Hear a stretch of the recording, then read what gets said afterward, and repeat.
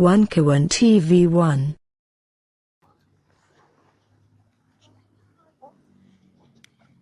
Oke, selamat siang. Assalamualaikum warahmatullahi wabarakatuh. Saya dalam rangka mencari fakta di Morowali tentang bagaimana kolaborasi perampok-perampok negara antara pejabat dengan pengusaha. Saya ketemu Kepala Desa Padabaho, Pak Kecamatan Bahodopi, Pak Ihsan Rusli. Kemarin Bahodopi ya, itu ke kecamatan tempatnya smelter terbesar ya. Itu IMIP. IMIP. Nah, tapi rakyatnya miskin. Nah, ini saya ingin mendengarkan apa yang terjadi di desa Bapak sebenarnya. Ya. Jadi di Desa Padabaho ini kehidupan masyarakat itu dulunya itu petani. Oke.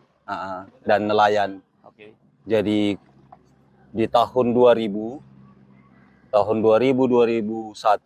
masyarakat di sana itu melangsungkan kehidupan itu di dalam hutan kawasan. Oke. Tahun 2000 itu. Di tahun 2021-2022 di sana terbit IUP PT Hengjaya Mineralindo. Oke, Hengjaya. Hengjaya ya. Itu ada di IMIP juga. Belum. Ada di IMIP juga. Oke. Grup di IMIP. Oke. Jadi PT Hengjaya Mineralindo ini masuk di Desa Padabaho. Pertama, saya selaku kepala desa belum pernah tahu mereka pernah turun sosialisasi satu kali pun, tidak pernah. Setelah kami mengetahui masyarakat bahwa di dalam hutan kawasan itu perkebunan warga, di situ ada IUP. Oke. Di tahun 2021 itu ada IPKH, kemudian itu sebagai jalur perlintasan dari Desa Tangova, ke IMIP. Di situ Tangova tuh ambil Kecamatan Bahodopi, pengambilan or. Oke. Jadi melintasi di Desa Padabaho. Di sana itu perkebunan warga itu digusur, tanam tumbuhnya dirusak. Oke. Setelah kami atas nama pemerintah mencoba melakukan upaya komunikasi, diskusi dengan pihak perusahaan, perusahaan katakan bahwa mereka sudah punya IPKH dan mereka sudah punya izin, sedangkan rakyat tidak punya izin. Oke. Nah, saya berpandangan bahwa tidak mungkin negara mengabaikan yang menjadi kepentingan rakyat karena ada Oke. kelangsungan hidup di sana. Oke. Kurang lebih 25 tahun yang lalu sampai sekarang. Nah, setelah kami bawa perkaranya ke DPR, di hadapan pemerintah kita RDP, di hadapan pemerintah dan di hadapan DPR, Hengjaya katakan begini, saya tidak mau bayar.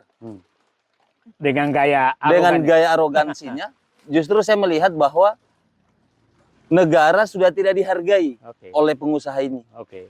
Atau dia merasa sudah membeli. Merasa Membeli bahwa penguasa. sudah membeli.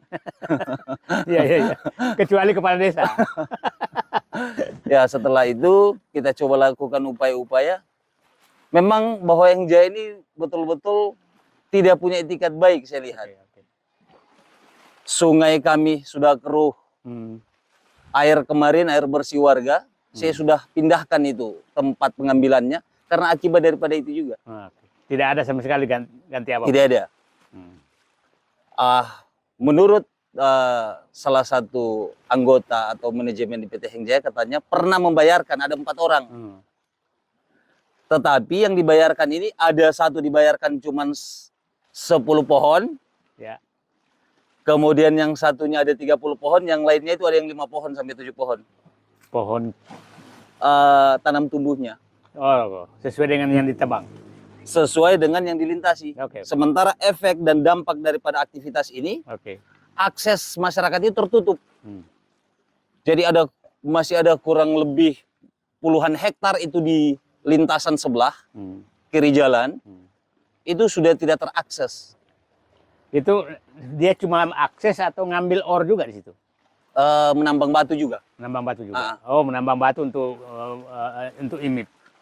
Dugaan besarnya masih ada kurang lebih puluhan hektar itu di lintasan sebelah, kiri jalan, itu sudah tidak terakses.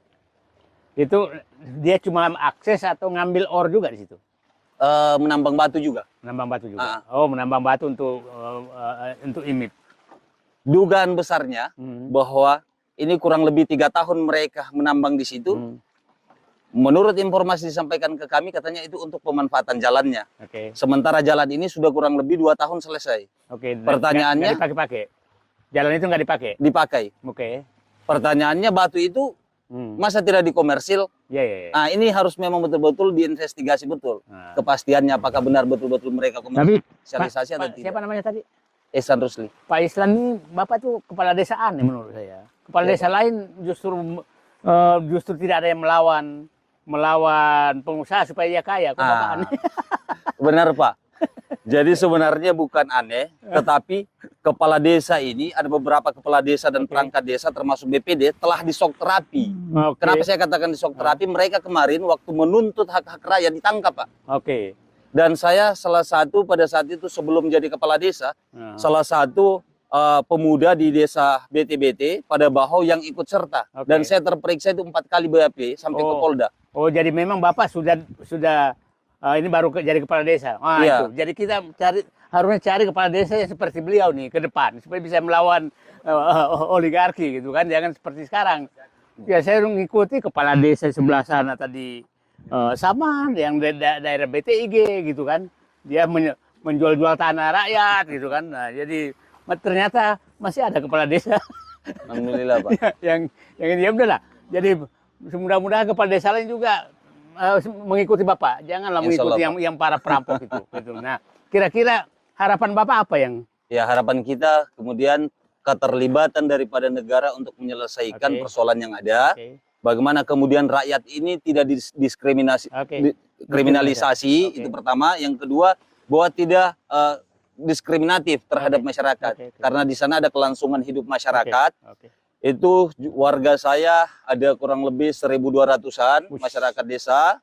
Banyak. Di sana kelangsungan hidup masyarakat itu awalnya sebelum ada pertambangan mereka itu adalah bertani. Jadi saya teringat betul bapak saya masih SMP saat itu kelas 1 kelas 2, bapak saya itu sudah melangsungkan kehidupan di situ. Mereka tidur di situ sampai 2 minggu. Mereka ada rumah di sana. Nah, sekarang Heng Jaya itu masuk di situ, obrak-abrik semua. Masyarakat justru kemudian tidak dapat apa-apa.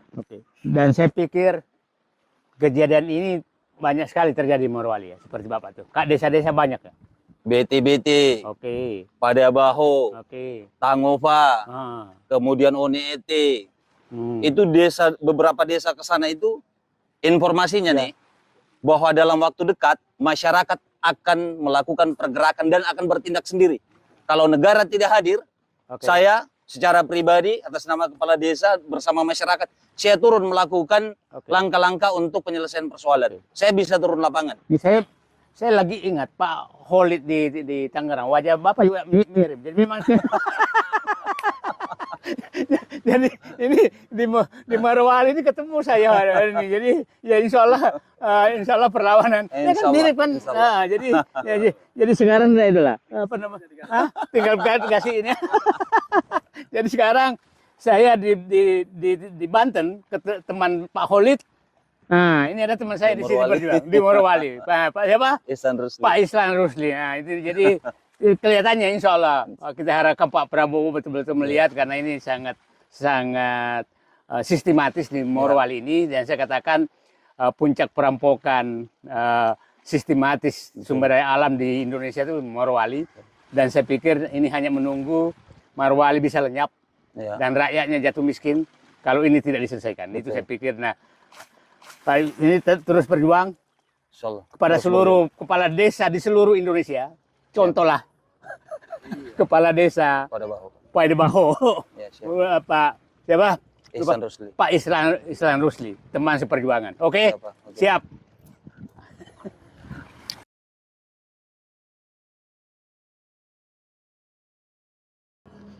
Oke, saya berada di desa apa nih? Desa Bansuai. Bansuai, tempat salah satu desa yang kena langsung dengan pembangunan kawasan smelter di Morowali.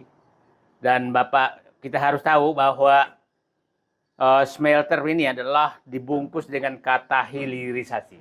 Itu kata hilirisasi yang dilakukan oleh Presiden Joko Widodo sejak periode pertama, yang menyerahkan tambang-tambang di Morowali Dan hilirisasi ini ternyata dampaknya tidak ada sama sekali buat rakyat, malah merugikan rakyat. Ini kita ketemu dengan masyarakat sini yang menjadi korban, sebagai gambaran kepada publik bahwa pantai, hampir seluruh pantai, mulai dari Konawe Utara, perbatasan Sulawesi Tenggara, sampai nanti perbatasan Sulawesi Tengah, itu panjang pantainya kira-kira tadi dikatakan 200 km, dan hampir seluruhnya sudah diserahkan kepada perusahaan Cina untuk dijadikan kawasan pembangunan, kawasan pengolahan hilirisasi smelter. Dan nah, dampaknya nanti masyarakat akan menjelaskan. Kalau dampak di atasnya sudah jelas bahwa itu diambil semua oleh mereka. Sekarang ini dampak terhadap masyarakat yang selama ini hidupnya dari laut, yaitu nelayan dan rumput laut. Dan ini sepertinya sudah akan kehilangan mata pencaharian sepanjang hidupnya, sepanjang masih ada pembangunan smelter ini. Ya, silahkan Pak menjelaskan kira-kira apa yang. Nah, jadi saya akan berharap setelah menjelaskan nanti saya bisa mengambil kesimpulan apa yang harus dilakukan oleh Presiden Prabowo untuk memperbaiki kehidupan ini. Silakan Pak. Jadi pertama-tama dampak Pak. Nama Bapak apa? Nama saya perkenalkan Jabar, dipanggil Pak Jabar. Kebetulan saya berkaitan dengan pemerintah desa. Oke. Jadi hari ini saya undang masyarakat saya untuk hadir di sini. Yep. Sama-sama dengan beliau. Jadi pertama-tama dampak ini merusak pencarian orang di sini Pak. Pertama orang perumpu laut dengan yang pemasang itu karamba yang memancing. Oke. Nah, ini sudah 2 tahun Pak. Ya 2 tahun ya. 3 tahun. Tidak pernah mengelola lagi kerja di situ Pak. Ini hari-hari mau makan, kewajiban kami negara mau membayar pajak. Duitnya ini gimana? Tidak ada juga. Sampai sekarang perusahaan itu, bupati dari dinas itu cuma menjanjikan begitu doang Pak. Sampai sekarang cuma bohong saja. Oke. Jadi ganti rugi. Tidak diganti rugi Pak, dijanji-janji saja. Apalagi kehilangan mata pencarian. Iya. Kan? Oke. Terus lanjut. Setelah itu kami lakukan demo di kantor camat Pak. Tidak juga ada reaksi. Bahkan kami sudah didatangkan juga polisi situ, pengamanan apa segala. Kami tetap tunduk Pak karena kami tahu aturan supaya kami juga kesian bisa dibayar. Gitu Pak. Nah, sampai sekarang pertanyaannya itu bupati yang PJ sekarang itu bahasa di sini Aripor, nanti Pi dia bilang. Cuman begitu-begitu saya sampai sekarang Bapak hadir sini belum terbayar. Oke. Nah, gitu. Jadi masyarakat ini Pak sekarang yang tidak tahu lagi kerja, ya diam di rumah Pak karena kasih apalagi jalan-jalan cuma baring ikat itu simpul untuk mau dibayar. Pencarian sini bagus. Dulu totalnya itu M juga Pak. Berapa puluh miliar? Ini saya belum coba bagaimana. 20 miliar lebih ya? Belum. Punya fakta di lapangan kalau diganti rugi 30 lebih miliar. 21 miliar ya? 21 miliar. Ya. 21 miliar. Ya, Itu hanya pengganti rugian yang ada sekarang kan? Ya. Bukan kehilangan mata pencarian sepanjang hidup. Tuntutan masyarakat Pemudaya kemarin itu 1 miliar khusus desa Konsuai. Hanya satu desa. Ya. Cuman kemarin